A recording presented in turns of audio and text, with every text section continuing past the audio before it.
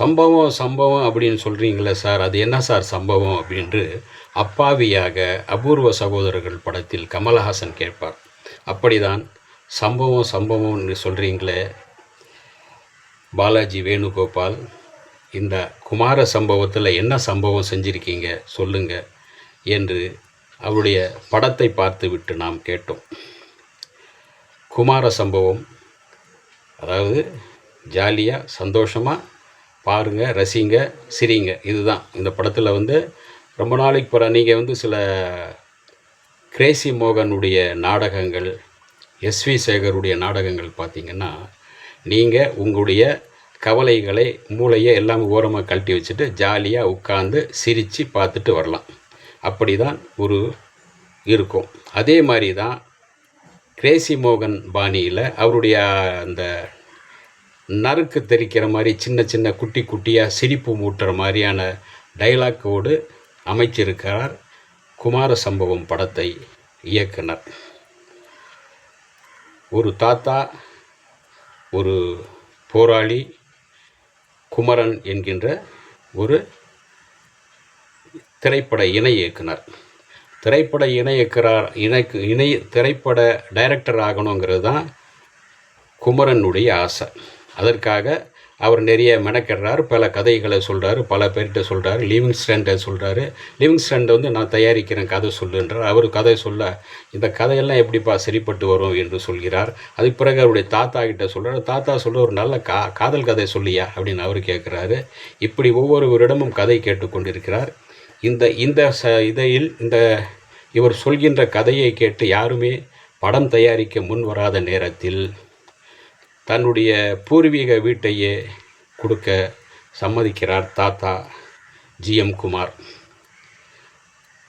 இதில் அதே அந்த வீட்டில் ஒரு குறிப்பிட்ட ஒரு பகுதியை தன்னுடைய பால்ய சிநேகிதரான போராளி குமரவேலுக்கு எழுதி வைத்திருக்கிறார் தாத்தா.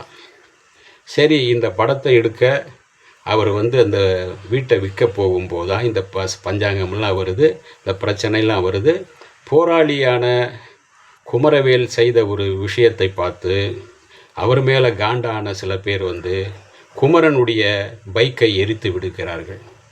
இந்த பைக்கை, அதாவது இந்த வீட்டு தகராறுக்காக இவர் தான், குமரவேல் தான் இந்த பைக்கை எரிச்சாருன்னு இவர் மேலே அவருக்கு காண்டாக இப்படி போகிறது.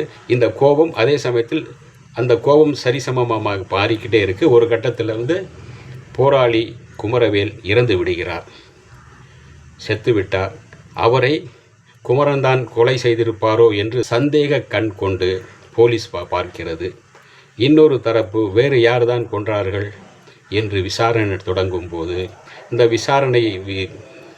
விசாரணையின் இடையிலே அவரை யார் கொன்றிருப்பார்கள், அவருடைய எதிரிகள் யார் என்று அந்த எதிரிகளை வேவு பார்ப்பதற்காக குமரனும் பாயல் ராதாகிருஷ்ணன் என்ற அவருடைய கதாநாயகி 2 பேருமே சேர்ந்து ஒரு சிபிஐ என்று ஒரு நாடக நடிகரை அனுப்புகிறார்கள். அவர் ஒரு சிபிஐ அதிகாரியாக நடிக்கும் நடிப்பே பயங்கர காமெடி தான். இப்படியெல்லாமா காதில் பூ சுற்றுவீர்கள் என்று நீங்கள் கேட்கலாம். சமீப காலத்தில் குஜராத்தில் கூட போலியான சிபிஐ அதிகாரி ஆஃபீஸ், போலியான சுங்க அதிகாரிகள் ஆஃபீஸ், போலியான போலீஸ் ஸ்டேஷன்லாம் குஜராத்தில் இருந்ததை கண்டுபிடித்திருக்கிறார்கள். அதே போல தான் இந்த படத்திலும் ஒரு போலியான சிபிஐ உருவாக்கி அந்த குமரவேலின் கொலைக்கு யார் காரணம் என்று தேடுகிறார். அது கிடைக்காமல் அது ஒரு காமெடியாகவே ஒரு காமெடியாகவே முடிந்து விடுகிறது. ஆனால் படம் முழுக்க காமெடியாக சிரித்து கொண்டே, ஹியூமன் சென்ஸை ஒரு சிரித்து கொண்டே அந்த கதையை நகர்த்தி இருக்கின்றார் இயக்குனர். மிகப்பெரிய நீங்கள் அடிதடி, குத்து, வேலை, அப்புறம் ரத்தம், அப்புறம் வீர வசனம் எல்லாம் இல்லை. ஜாலியாக சிரிக்கலாம், ஜாலியாக சிரித்து கொண்டே படம் பார்க்கலாம்.